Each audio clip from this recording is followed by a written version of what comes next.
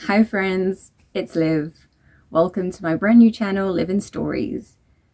2021 has been something and I feel like everything in the world and in my life is out of my control, like many of us. So I thought I need to do something proactive that I would enjoy to make me feel a bit more in control of what's happening. And it's a YouTube channel apparently. I've wanted to make one in ages, but you know, you think about it, you don't do anything about it.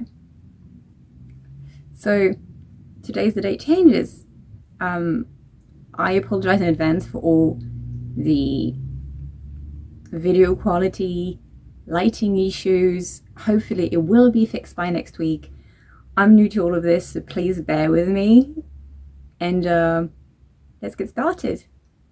It's January 21st of 2022, so I believe I am legally allowed to do a 2021 wrap-up video still. So we'll start with that. 2021 has been a great reading year, quality-wise and quantity-wise.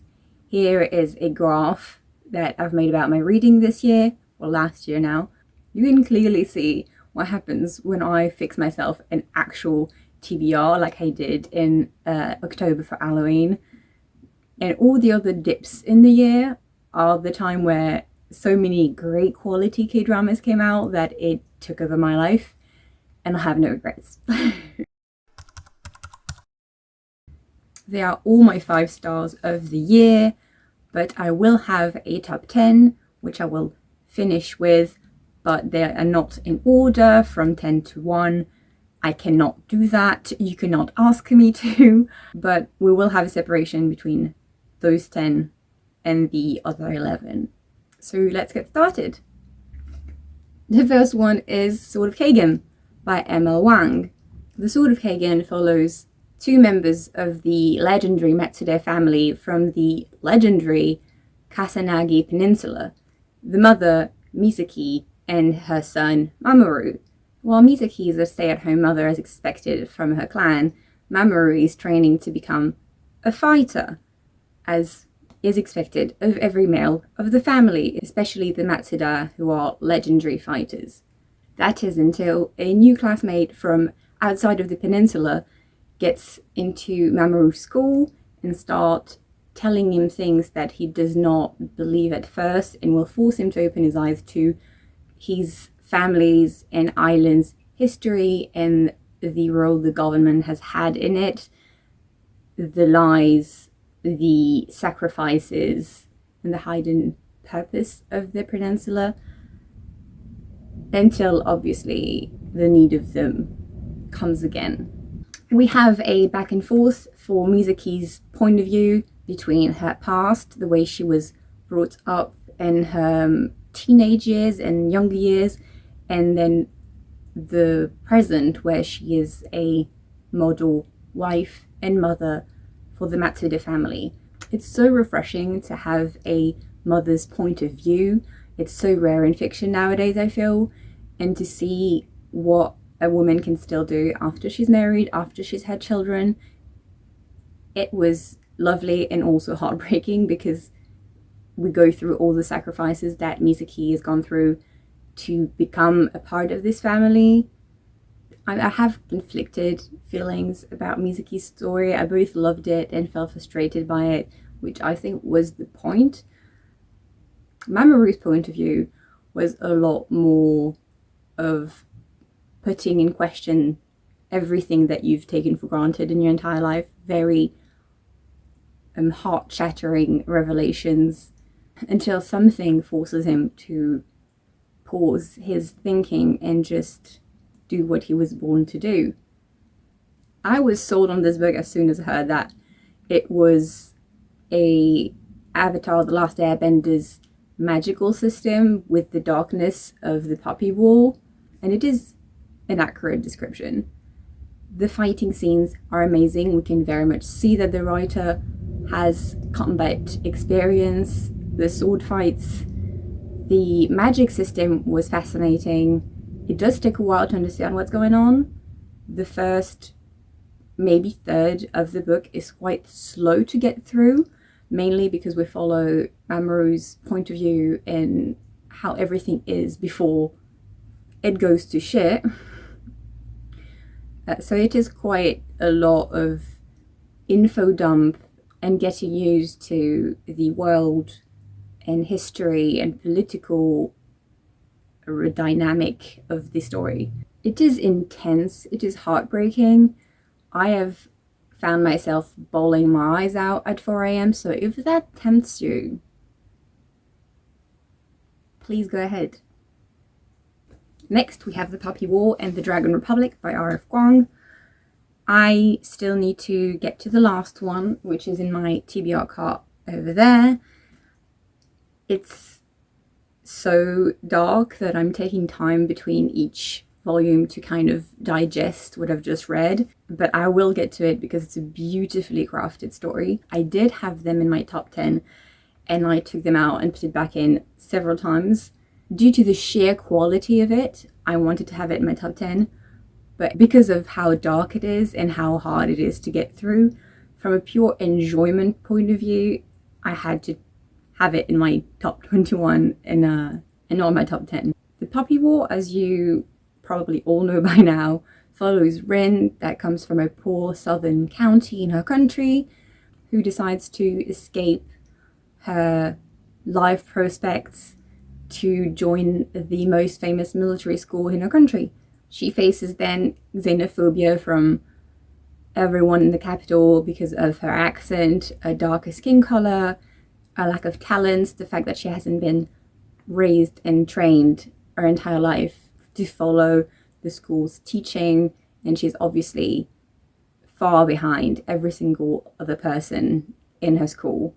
It is dark, it is brutal, it treats of the horrors of the war.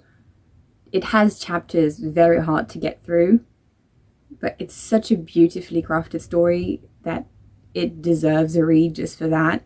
Although check the trigger warnings, it can be very traumatizing for many people, I believe. I also love the fact that Rin is one of those grey characters that you can't agree with in terms of her decisions and her train of thoughts, but you can't blame her for her decisions either, because my girl had it tough. We'll keep you updated when I get to the last one, which I cannot imagine will end well and without many tears from me. Next we have The Blacktongue Thief by Christopher Buhlman. I did not need any convincing to read this book. I've read the beginning of the blurb, which I will read to you, and was immediately sold and pre-ordered it. Kinch owes the Takers Guild a small fortune for his education as a thief, which includes lockpicking, knife fighting, wall scaling, fall breaking, lie weaving, trap making, plus a few small magic. His debt has driven him to lie in wait by the old forest road, planning to rob the next traveller that crosses his path. But today, Kinch has picked the wrong mark. Need I say more? The narrative voice of this story is everything. I was going to say it carries the story on its back, but that book was born with feet. It does not need to be carried, but the narrative voice is what really makes it a gem and a 5-star for me. It has this incredible mix of gritty, dark, sweary story with that kind of whimsical Ghibli studio feel to it. I did have a few moments that reminded me of Howl's Moving Castle, and how the hell Christopher mixed those two is a mystery to me, but he did it, and he did it beautifully. Also, absolutely gorgeous cover. That's all I say about it. Please go into it blind. You'll laugh at every single page, even the dramatic ones, because Kinch's voice is... The next one I do not have a physical copy of, which is Blood Like Magic. I've read it as an ebook and will be buying a physical copy of it soon because I loved it. Blood Like Magic follows our main girl, Voya, which is a witch from a witch family. that is waiting a 16th birthday calling. The calling is a trial given by the family's ancestors to allow the young witches to grow into their magic. They will either succeed and have their own gift that will allow their family to thrive and be protected, or they will fail and be magicless for the rest of their lives. Voya cannot make decisions to save her life, and he's so full of anxiety about her calling, while everybody's trying to reassure her it's fine, it comes naturally, the ancestors speak the tasks that are made for you, you do not have to worry, everything will be fine. But Voya is right to be worried. She fails her calling, and he's given a second chance. But a second chance means a lot higher stakes. And for this trial, she has to either kill the love of her life or have her entire family's magic disappearing. The magic of their family being the only thing that allows them to earn money and thrive and be protected. Adding to that, Voya does not have a first love. She then has to figure out who it can be, if she has to make one, and how she's gonna go around killing someone. I was a bit on the fence about that one because I thought it could easily go very tropey, and especially similar to Bones Cry and Moon that I've read last year with the whole kill the love of your life or you've got no magic thing. But it was a lot more about Voya's dedication to her family, her love for her family, the dynamic between the magic communities, which has many witches families that are pure or impure depending on the magic they use, and how Voya's decision could mean so much more than just losing her powers or having her family lose their powers. It had a lot more complex world than I expected, and I can't wait to get to the second one. Then we have A Sky Beyond the Storm by Sabaa Tahir, the last book of the Ember in the Ashes saga. I had this one for many months. I did not dare read it because I was terrified. I read the third one and I was worried we're heading into a tragedy. I am not a big tragedy fan. I love happy endings, especially when the characters are so dear to my heart. But I was worried I was going to start forgetting the plot, so I had to get into it, and I do not regret it. Sabaa Tahir's writing is so gripping. It gets me turning the pages without noticing. It's a lovely wrap-up for a beautiful series. We then have Once Upon a Broken Heart by Stephanie Garber. Our main girl, Evangeline, believes in true love. That is until her lover announces that he's going to marry somebody else. But Evangeline believes so deeply that they are meant to be that she's willing to strike a deal with the Prince of Heart. That doesn't sound very trustworthy. I'm a big fan of fairy tale-like stories, and this just scratched that itch for me. I did not know it had anything to do with the Caraval trilogy. I did not read the Caraval trilogy, which I will be fixing because I've loved Once Upon a Broken Heart and want to read more. The second volume comes out this year and is already pre-ordered. The next one is Six Crimson Cranes by Elizabeth Lim. It was one of my most anticipated releases of 2021, mainly because of that cover. And also, once again, love fairy tales, love fairy tale retellings. It has that just whimsical vibe that carries you through the book. It's beautiful, it's magical. I could read 10,000 of them and not be tired. It follows Princess Shuri, who hides the fact that she has magic, but when she has a betrothal ceremony that she does not want to attend, her magic slips up and she gets cursed. Her 6 brothers turn into cranes and she's exiled from the country and no one can recognize her. She has to break the curse as soon as possible and warn her father, the king, of a close evil. This is a Ghibli studio material book. I would not be surprised if they decided to adapt it. I pray for it every day. It would be beautiful, it would be whimsical, magical, shape-shifting teenage dragons, magical paper cranes, actual cranes. What more can you ask for? Also, at the end of the first book, we have a hint of the second book's settings, and I could not be more excited. Then we have Rule of Wolves by Lee Bardugo. I don't think I need to say anything about this, to be honest. Some people did not like King of Scars. I did. I adore the Grishaverse. I adore Nikolai. He's the only blonde man I love. And I will read everything about him that ever comes out. We still follow Nikolai, Zoya, and Nina's point of view.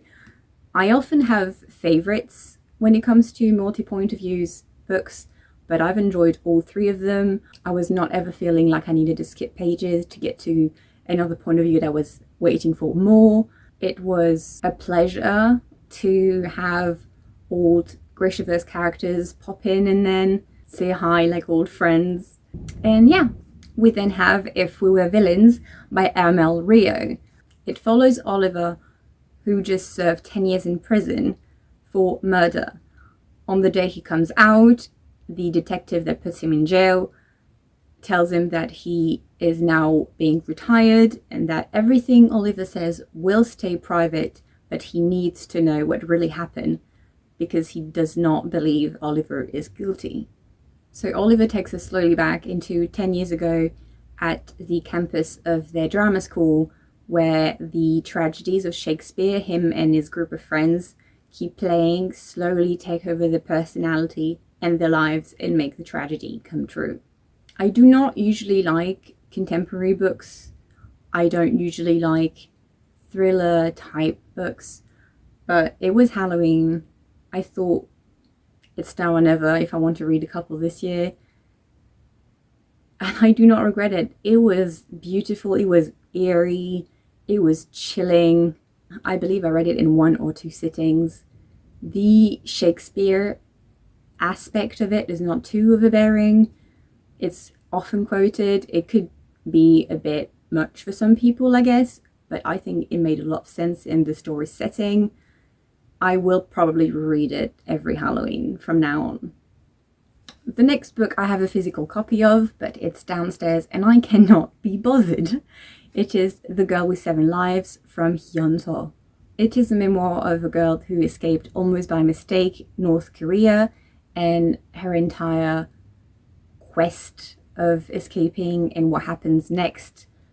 Her day-to-day life in North Korea, what a normal life sounds like there, and the clash of culture and clash of world that she faces when she's out. I have a bit of an obsession with North Korea's memoirs and stories of escapes. It's fascinating to me that something like that can exist at the same time we do. It's heartbreaking, it's eye-opening.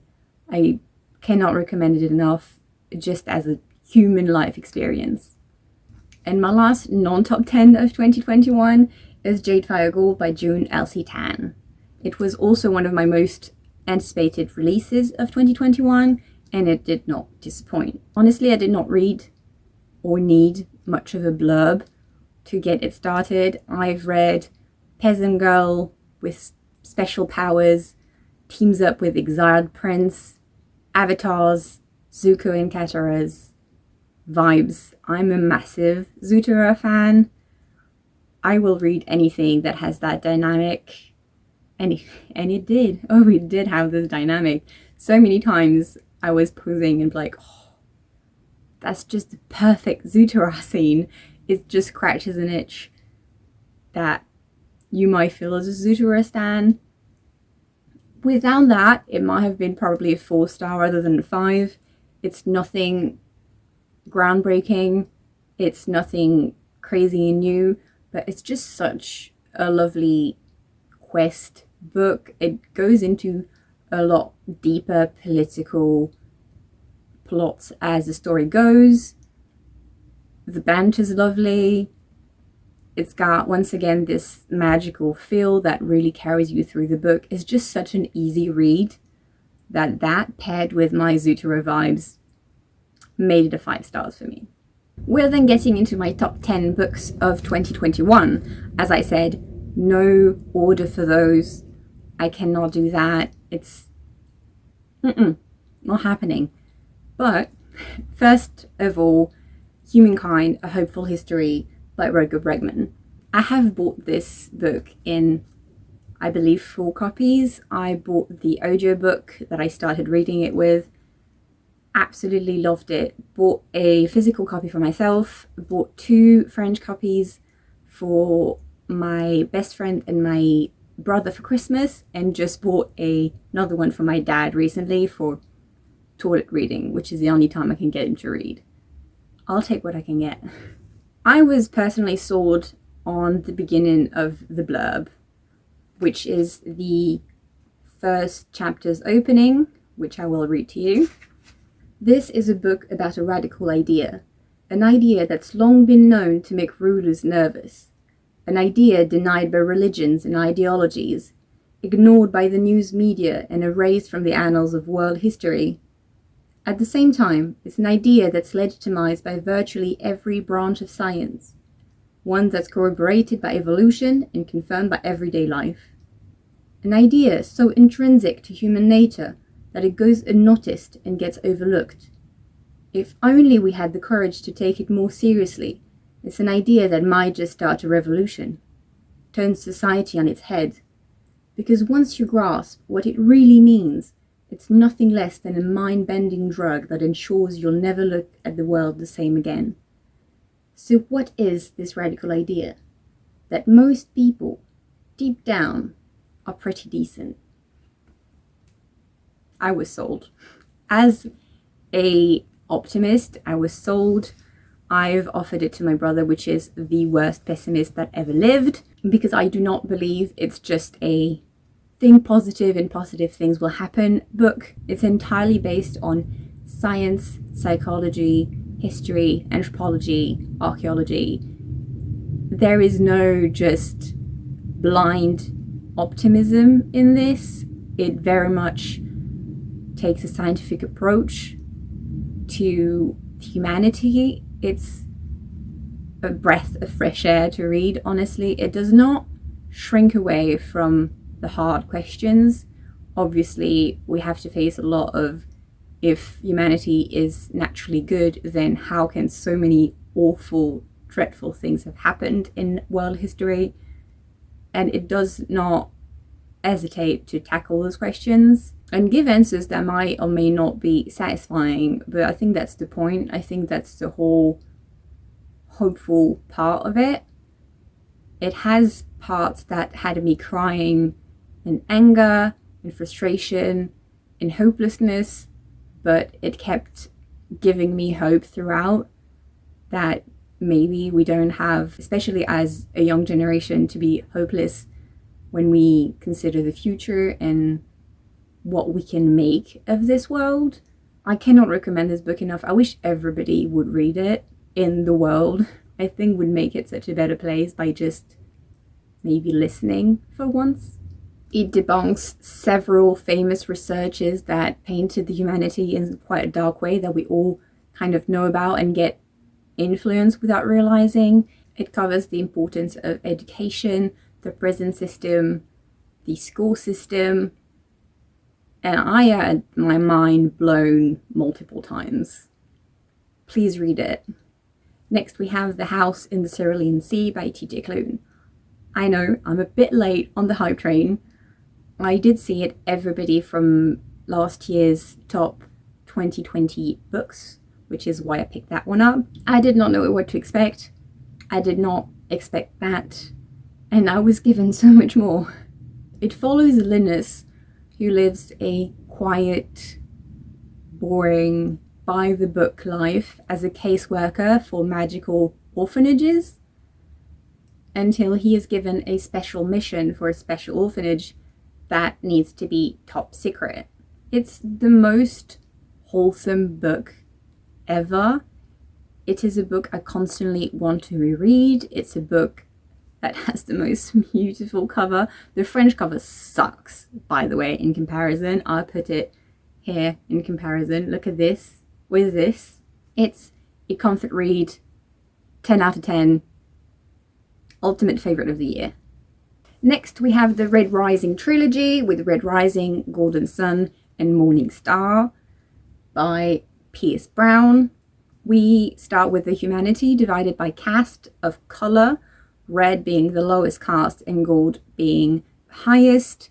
There's distinctions in terms of physique, in terms of strength, brain power, and our main character Darrow is a red living under Mars's surface, mining for a precious metal that would allow humanity to terraform Mars and make it livable for humanity. What Darrow does not know at the beginning of Red Rising is that humanity has already terraformed Mars centuries ago, and that the rest of the cast are just using the Reds to keep enriching themselves. When Darrow suffers a heart-shattering loss, he is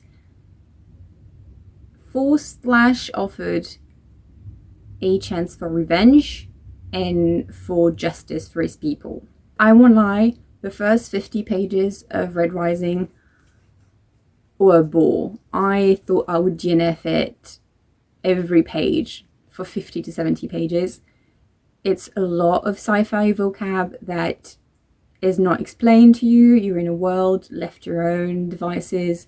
You don't understand what's going on. You don't understand the words used. It's but through the almost 100-page mark, things get moving and more interesting, and I realized that the story is not going the way I thought it was going to go. It has many flaws. Treatment of women, Darrow being a massive Mary-Sue, but I absolutely loved how it tackled the losing of oneself, loyalties, seeing a black and white world graying around you and you can't make the difference between what you believed and what's real, being slowly turning into the thing you hate most so you can destroy it. And most of all, the question, is freedom worth its price? You also kind of feel like a proud mom to see Darrow start in Red Rising and build his legend throughout the books. It deserves an adaptation, if you ask my opinion. Next, we have another ebook that I will also be buying a physical copy of because it was wonderful, and that is Project Hail Mary by Andy Weir. I am not a massive sci-fi person. I'm trying to get into it, which is what I've done with Red Rising and with Project Hail Mary. And because I've absolutely adored both of them, I guess I'll be digging a bit more into that genre this year. I went a bit blind on that one. I have seen Rian from Peru's Project's video where she introduces the book, and it's quite vague. The story of a man who wakes up on a spaceship with his flight mates dead. He does not know who he is. He does not know where he is, why he's here, what's the goal was from the beginning. And we have a back and forth between him now figuring things out and the past of how all of this came to happen. Why is here? Why is the only one alive? And how can he do what he's supposed to do on his own? I do not know how a book about the potential end of humanity and this solar system as a whole can be so wholesome. I don't understand how that's possible, but it is, and Andy Weir did it, and I'm grateful. The science aspect is not too overbearing. It's at a central place in the story, obviously, as a sci-fi, but I've never thought, I don't understand what's going on, I'm going to drop it. It made you believe that you knew what you were reading about. It made you feel like a scientist. I had several moments when I woke up in the morning and checked the news, trying to see what happened during the night about that world problem, just to realize that no, it's not actually real. So there's that. I won't say more, but also has the best secondary character I've potentially ever seen. Read it, please. Do it for you. We then have Iron Widow by Jade.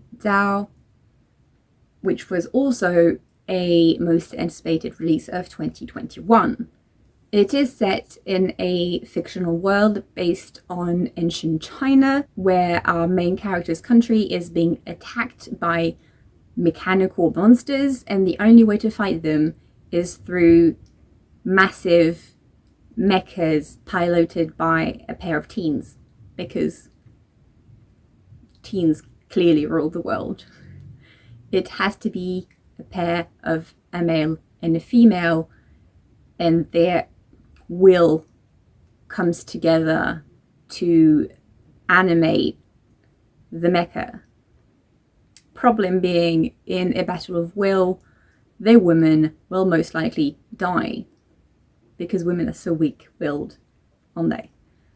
Zetian, our main girl, refuses to bend to societal expectations, beauty standards, and such, especially after she had her feet destroyed for the much-wanted lotus feet. But that's no longer enough when Zetian's sister enlists in the military and is killed during a mecha battle. Zetian then follows her sister's footsteps and enlists for the sole purpose of revenge.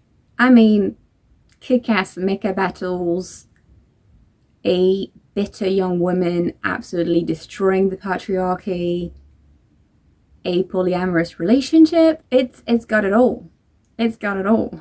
Zetian makes dodgy decisions that are morally grey, and you're kind of like, oh, don't know if I can be on board with that morally, but also I'm kind of rooting for you regardless. It surprised me so much in the first half by really showing you the path it's supposed to want to take, and then kind of wrapping that up very quickly and setting on something else, and you're like, wait, I thought we were going that way. Why are we wrapping up the whole plot in like the first 70 pages? What's happening next then? There's more. There's always more.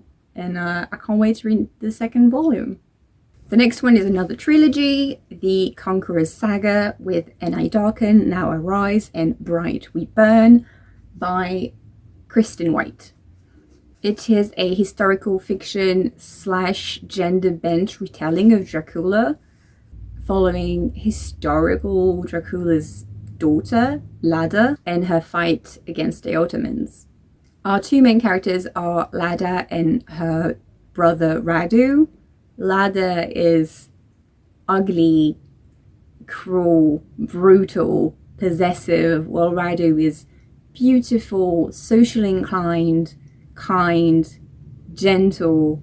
But when their father sends them to the Ottomans as kind of war hostage, Lada wants to do everything in her power to get back to her people and her country, while Radu wants to find happiness wherever he can. Reading this saga is like watching a slow-mo train wreck from the sidelines. I know I've said I'm a big happy ending fan, but there's something fascinating in reading a series when you're just like, this cannot end well. Those are piss poor decisions, one after the other. All the characters kind of suck. Honestly, Lada is, as I said, awful, brutal, cruel, but she also loves her country, her people, and has such a strong value of herself and her fight as a woman.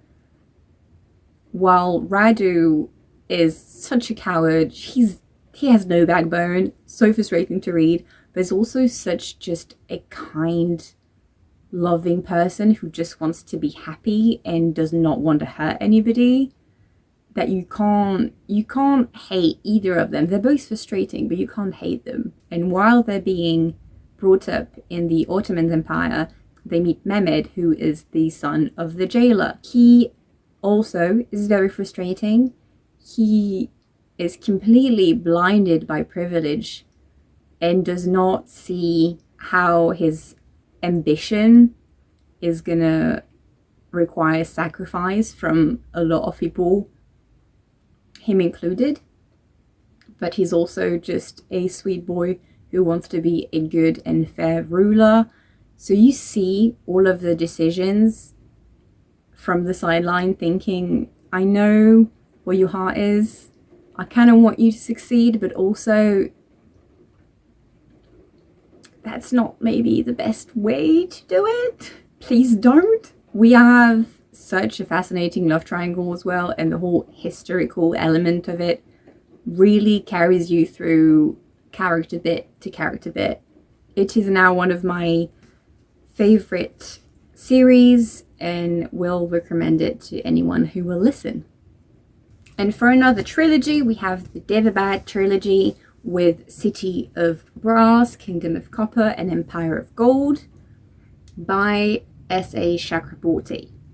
I was aware of the hype around the series, but I was a bit worried it was going to be very tropey, the classic con artist girl who ends up being so much more than what she believed she was, a suspiciously handsome new ally, a quest to a magical kingdom that has a lot more to do with her than what anybody thought.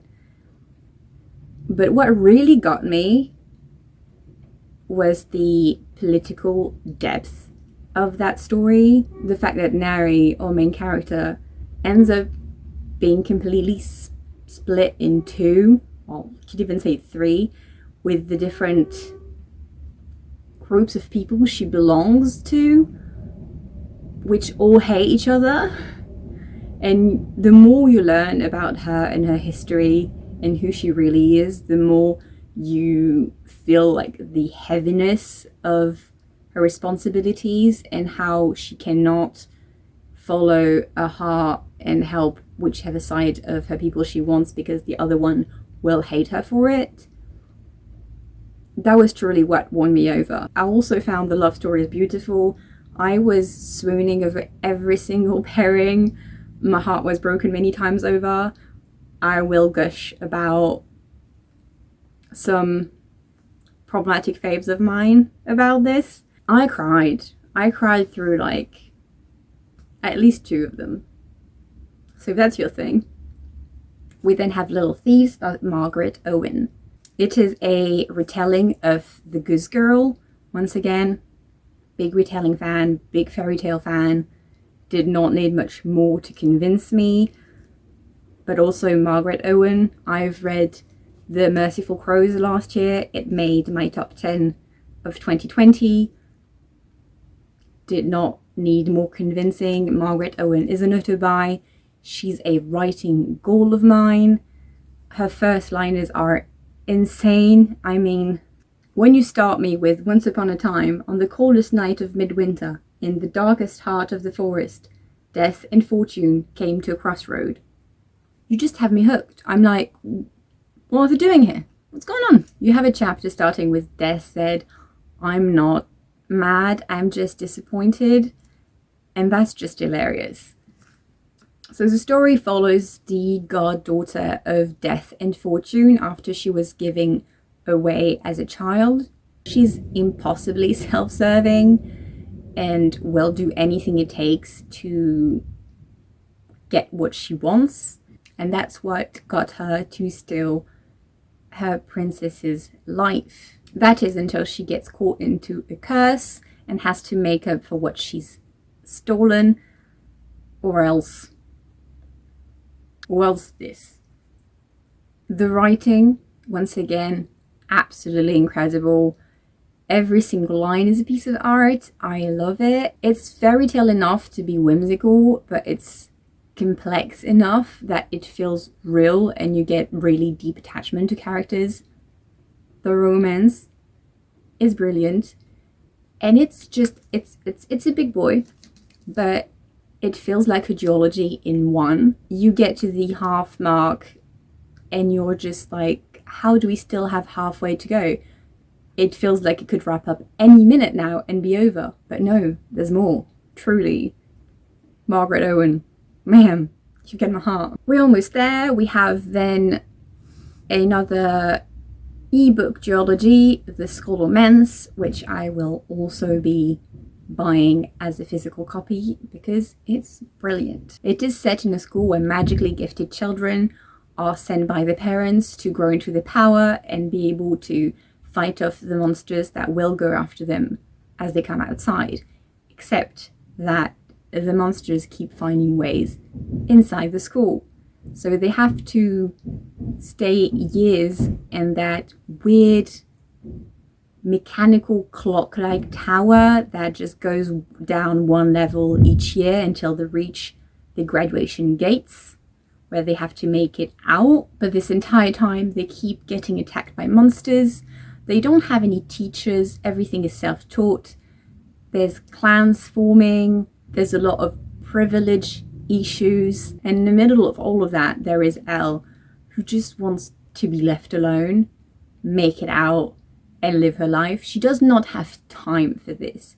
She doesn't care about what's going on around her. She doesn't care about people being eaten next door. She's got a thing to do, and she does not want to be bothered. That is until she keeps being saved by Orion, who does not want the attention, but cannot help himself saving everybody's life constantly. And he just keeps getting in Elle's way, which is not to her liking. So we have Elle, which is a good person, but also such a morally grey character that is a pure delight to read about. And Orion is the perfect himbo. And their banter just, yeah, it's got a lot of trope reversal, with Elle being kind of the anti-chosen one. She has that kind of destiny of being that dark sorceress. She's got incredible powers, but only powers of destruction. She can kind of like kill everyone without breaking a sweat, but she just doesn't want to. She doesn't want to be evil. She just wants to be left alone. And that's just brilliant to see. There was a lot of opinions about this book, some good, some bad. It made me hesitate a long time before picking it up, but I've loved it. I've loved the atmosphere. I've loved the political aspects of it. I've absolutely adored the characterization of Elle and Orion. I cannot wait to read the third one, and it's definitely become one of my favorite. And for the last one, we have The Rage of Dragons and the Fires of Vengeance by Evan Winter. I have read The Rage of Dragons at the beginning of the year and loved it. I just had an issue with the lack of women representation, and it's just as if Evan heard me and were like, I got you. It is the most revenge tale of them all. It takes place in another caste system where Toe is one of the lowest class. He is willing to sacrifice societal expectations to live the life that he truly wants, until he has to face a heartbreaking loss. Again, Red Rising material, and he decides to sacrifice everything he's ever wanted for revenge. It goes dark. It goes dark. I kept feeling so proud of Toe's arc, but also so heartbroken and worried for him. When I say he accepted to give up everything for his revenge, I mean everything, including his own sanity. But it really put a twist on, once again, the chosen one trope. Toe was never a chosen one. He was never special, especially in a world where everybody in the castes above him is born better than him and stronger. And the sacrifices he makes, which are reachable by technically everyone, but no one sane would do it because it destroys you. My man Toe is like, who's gonna stop me? I've heard people complain about Toe being dumb and only making like stupid dumb decisions, only being I'll fight as an answer to everything. But I think that's also part of his arc, where he's just turned his brain off and he's like, I'll sacrifice everything to be such a good fighter that no one can defeat me and I can get my revenge. So his answer becomes, I'll fight it. It might be dumb, but I'll fight it and I'll win. and you're just watching this like an anxious mom. It's got brilliant fight and strategy scenes, and I cannot wait for the follow-up books. Alright, so that's it for today's video. Please bear with me as I try to sort out everything I can to make this a more pleasant experience for you. If you like the content or the vibes, I will be trying to post weekly. So yeah, have a lovely end of your day or night, and hopefully see you again soon.